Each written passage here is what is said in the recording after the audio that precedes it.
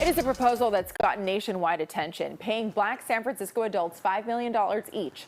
A city committee is working to figure that out as an answer to slavery and decades of systemic racism. They proposed multi-million-dollar reparations payouts, guaranteed income, and erasing debts. Kelsi Thorud spoke to a San Francisco artist about the impact that reparations could have. Mo McNeely was born and raised in San Francisco. She grew up in the Lakeview neighborhood and now lives in Hunters Point. I love living here in this neighborhood, even though I'm not from this neighborhood. I'm a longtime resident of this neighborhood, and this neighborhood is a really beautiful neighborhood. Mo is an artist. She does everything from clothing design to metalwork. These are my pieces. I can't wait till I'm able to use them and put them in like gallery or something. Mo says she's always enjoyed her life in the city, but it hasn't been an easy place for her family to live. She says her father first moved out here in the 50s after fighting in World War II. He worked really hard, and despite fighting for this country, he came to San Francisco and was redlined. Mo says her father was forced to live in the Lakeview neighborhood because he was denied housing anywhere else. She told me she's also not sure he received any of the benefits associated with the GI Bill. Because that was something that a lot of Black American veterans were excluded from. That's another generational wealth building tool that they were excluded from. It is those facts and more that could qualify Mo and her family to receive reparations from the city. In March, the San Francisco Board of Supervisors accepted a draft plan from the city's African American Reparations Advisory Committee. That plan laid out what type of reparations Black San Franciscans should receive. It included everything from minimum future salaries, education and health benefits, to even a lump sum payment of $5 million to each person who qualifies. The report made a splash when first published and created a wake of controversy surrounding not only the amount of money being suggested, but also how the city could even pay for it. Eric McDonald is the chair of the advisory committee. Think about it as an appraisal. So our role was simply to identify the harm and assign the value. Our job was not a feasibility study. How do you make all these things happen? That's the role of the city. Eric says he believes the city could meet his committee's recommendations and says they are working with supervisors to put some of those recommendations in next year's city budget. It remains unclear exactly what those final reparations will be.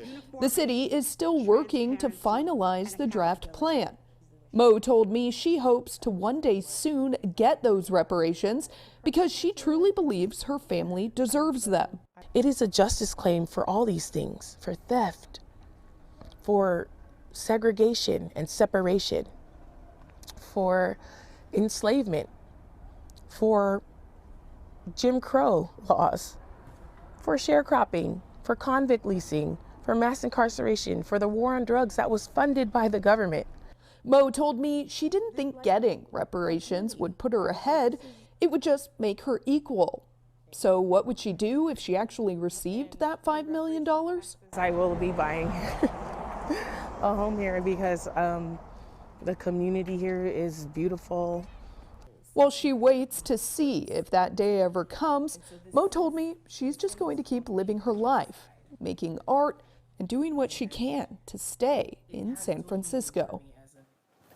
So the issue has been controversial, as we mentioned. Tonight I spoke to former mayoral candidate Richie Greenberg about why he is firmly against the plan. Richie Greenberg, thanks for being here. We appreciate your time. Tell me why you feel that this is not the appropriate solution. I know you have a lot of thoughts on this and you sort of attack this idea line by line, but why do you feel that this is the wrong answer?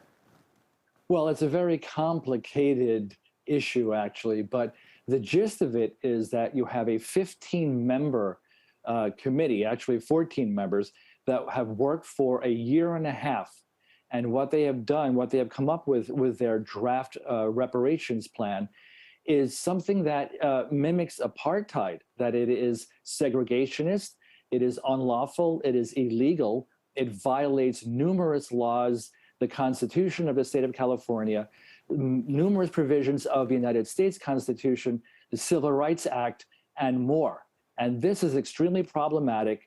And regardless of what those proponents and those who believe that this is something that is deserving of our African-American Black population of the city, what they have come up with is an unworkable, unlawful pipe dream that really is not going to go anywhere. And it's a lose-lose-lose situation.